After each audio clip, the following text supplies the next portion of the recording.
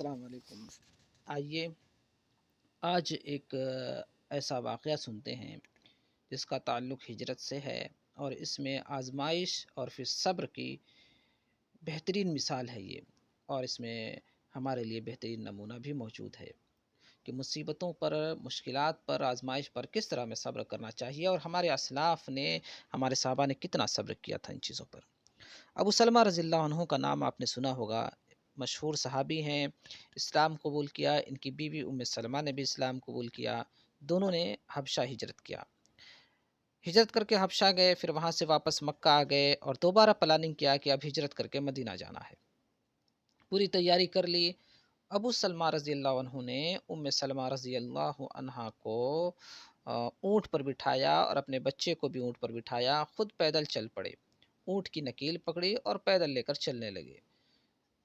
بچے کے دادھیال والے آئے، یعنی ابو سلمہ کے خاندان والے آئے اور کہنے لگے یہ بچہ ہمارے خاندان کا ہے، آپ اس بچے کو نہیں لے کے جا سکتے، آپ کو جانا ہے تو جائیے لیکن اس بچے کو لے کر نہیں جا سکتے۔ بچے کو زبردستی چھین کر لے کر چلے گئے۔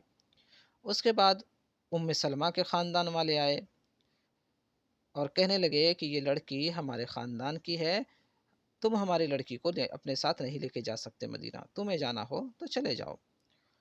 بچہ چھین لیا گیا، بیوی چھین لی گئی۔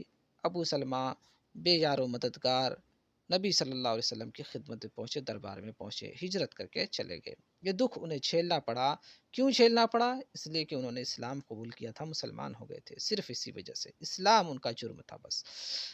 ادھر بیوی بھی اسلام قبول کر چکی تھی، ان کو اپنے شوہر سے اتنی محبت تھی کہ وہ برابر ان کے غم میں رویا کرتی تھی، ان کی جدائی میں برابر روتی رہتی تھیں، اور ہر دن اس جگہ آ کر بیٹھ جایا کرتی تھیں جہاں پر ان کے شوہر کو ان سے الگ کیا گیا تھا، اور اس قدر روتی تھیں، اتنا گریہ و زاری کیا کرتی تھیں کہ ان خود اس ام سلمہ کے خاندان کے جو ظالم لوگ تھے، جو سنگ دل لوگ تھے، ان کو بھی ان کے اوپر رحم آ گیا، اور ان کی حالت کو دیکھ کر انہیں بھی مجبوراً یہ کہنا پڑا کہ انہیں اجازت دے دیا جائے، یہ اپنے شوہر کے پاس مدینہ چلی جائیں۔ بہرحال انہیں اجازت دے دی گئی اور وہ مدینہ آ گئی۔ اللہ رب العالمین نے بیوی کو لوٹا دیا اور بچے کو بھی لوٹا دیا، دونوں مل گئے انہیں۔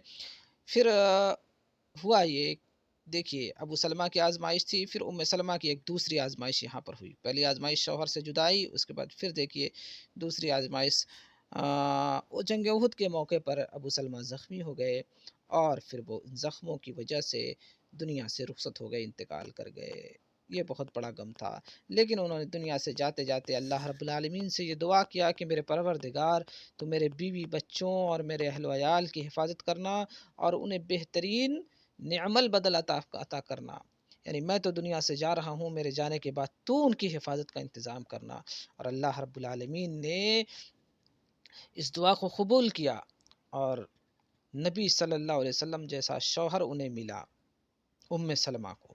کنہیں ملا؟ ام سلمہ۔ ابو سلمہ نے دعا کی دنیا سے جاتے ہوئے، اور اللہ رب العالمین نے ان کی بیوی کو اللہ کے نبی صلی اللہ علیہ وسلم جیسا شوہر عطا کیا۔